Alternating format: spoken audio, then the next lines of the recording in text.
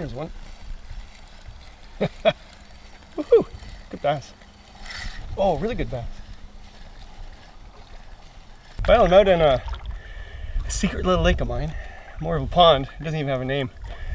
It's got some good bass in it. So, I got a whole bunch of messages last night asking me to show more canoe strokes. So, one I want to show, which actually it's kind of a cool stroke. It's called, well, the Indian stroke, the native stroke, the silent stroke, the quiet stroke. It's traditionally called the Indian stroke. And why?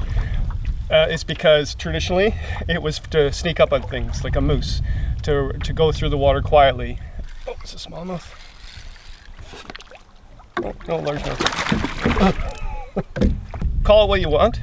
The idea is that you don't make a lot of noise with your paddle because the paddle stays in the water at all times.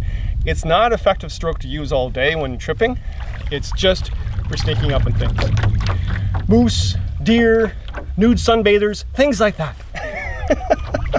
Okay, there's both largemouth and smallmouth in here. This is a largemouth. They say it's a largemouth because the mouth goes past the eye. It's hard to tell.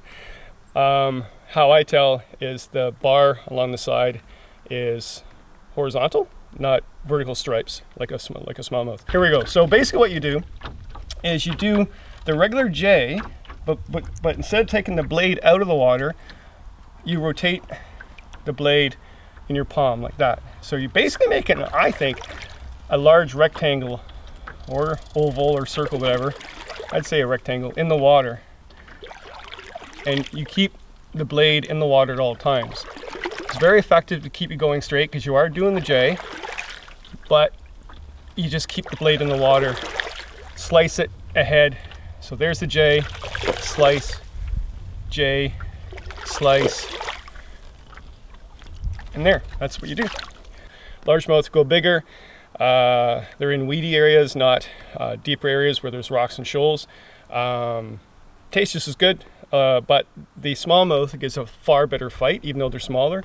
They just jump around like crazy, whereas largemouth dive down deep like this guy did. Anyway, love this place. Let him go. I love those little spots that I'm not the only one that knows about this spot, but it's not well used at all. It's in the Kawarthas, little tiny pond, really rough road coming in, and you got a bush portage in. And yeah, it's a nice getaway. So there, that's more effective there, not making as many splashes. So there you go. You just rotate like this, and it's really quiet. It's very quiet. Nobody can hear us coming. Not even the bass I'm going to catch.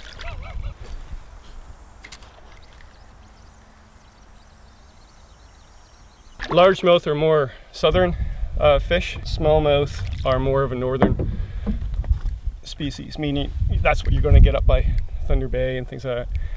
They're not native to Ontario. They were introduced here a long time ago. But they sure are fun to catch. So just to go over again, the J, you're doing the J right when your thumb's going down, not up. That's that goonie. So you're doing the J, and instead of slicing the blade out, you're rotating it like that, basically doing a rectangle in the water. You just rotate it on your palm on the top too. All right. Paddles I like using, doing this stroke or even solo paddling, is actually either a beaver tail, which is this, or I should have brought my other one to show you, an extended beaver tail, or what I call an otter tail. And the idea behind that is if you use a big square paddle, everybody thinks they're really great. Well, they're great in whitewater because it pushes a lot of water really quickly when you need it. But when you're going across a large lake or a long canoe trip, you don't want that. It's going to be hard on your body, hard on your hands and your wrists.